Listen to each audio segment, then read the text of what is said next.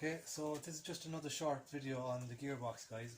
Firstly, I'm going to show how the synchro works, or we did it in theory already, but basically how this this synchronizer ring in here, how that works as a cone clutch. All right, so we can see that this is a part of a constant mesh gearbox. Okay, so the shaft is held, but the gear is free to spin. All right, so when we want to select gear, then we want the shaft and the gear to spin at the same speed, so that the selector sleeve can slide over the gear here. Alright, so if you watch now, that gear is free to spin. Alright, but as I start to engage gear, my shift fork is going to start moving this hub up the way. Alright, so this will be for fourth gear now. It's the easiest example to see. Okay, so watch now, the gear is spinning there free. Okay, as I start moving the hub up, it starts getting harder and harder to spin. So now it's getting tighter, tighter, and they match.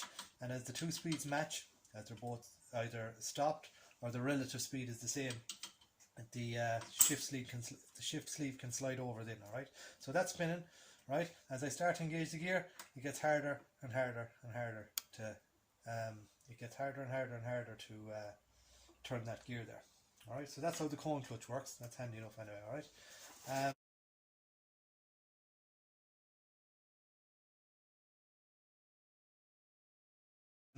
For a Baulk ring clearance or synchronizer ring clearance, okay, what we do is we get our set of feeler blades, right? Now, since that Baulk ring is going to, the clearance in here is going to get smaller as wear occurs, all right? So on a new gearbox, you'd have a big clearance in here, all right? And on a worn gearbox, you'll have a small clearance in there, all right? So the thing is, guys, if you measure this Baulk ring here now when there's no pressure on it, you're going to get a big clearance, and that gives you an abnormally high reading. Okay, so you might think that if you measured it there now, that Baulk ring would pass the test when you check it against the spec. So what you have to do is check it, but you check it with slight pressure on it. Okay, so I'm going to lift up this hub a small bit now, and you might or might not be able to see, but that lifts up this Baulk ring here. Alright, and it gets it sitting on the surface of the gear. Alright.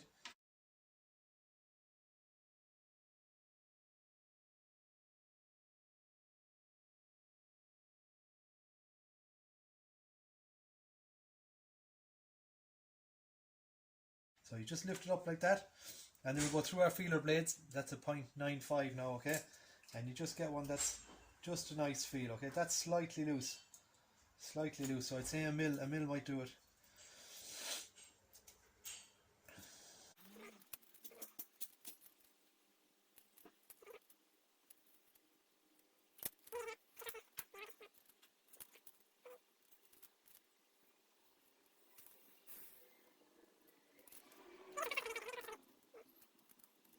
It does. Okay, so it stops at 0.95. That's the highest it goes, alright? So in that case, what you can do is you can add a couple more feeler blades to it, okay? So what I'm going to do there now is I'm going to add maybe 0.1 to that. So that should give us 1.05 millimeters. If I can find 0.1.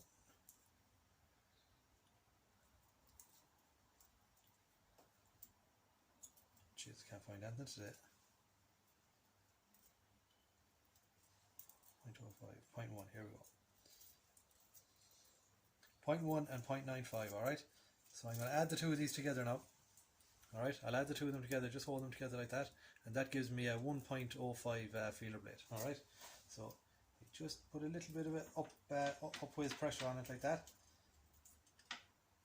and that's just spot on now. Just a nice squeeze on it, okay? So that's the squeeze that you want for a feeler blade. Alright, so just, you can feel it grabbing, but it's not stopping dead like that. Alright, that'll be too tight. So you can just move it in and out nicely like that. Alright.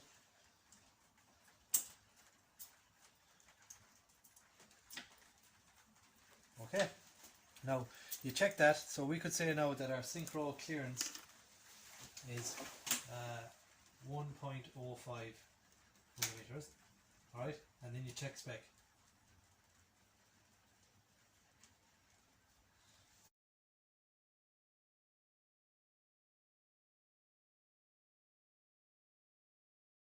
Right, so that's handy enough. There's nothing really much to that. Okay, so you can do the same thing. That's for fourth gear. You do the same thing down here for third gear. Alright, so you just put a small bit of downwards pressure now when you're checking in here for this clearance. Okay, and we have first and second gear on this shaft here. So if I'm checking first gear, that's this synchronizer ring, alright? So I just put a small bit of downward pressure in this direction and get my feeler blade in here. Alright, and for second I can just hold that and lift it up a small bit and I check in here. Alright, so you can write out your 4 or 5, or depending on how many gears you have. If you have 6 speed, it'll be 6. You can write out your synchro clearances: first, second, third, fourth, fifth and sixth. Our case, we did fourth there. Alright, because it's the easiest to show on the camera. So that's it, and you check it in spec. As the wear occurs on the ring, the clearance gets smaller, alright? So your spec will be a minimum spec. And if your measurement is above the minimum spec, you're good to go. If it's not, you might have to change the ring or change the gear. Alright? Okay, so that's synchro clearance.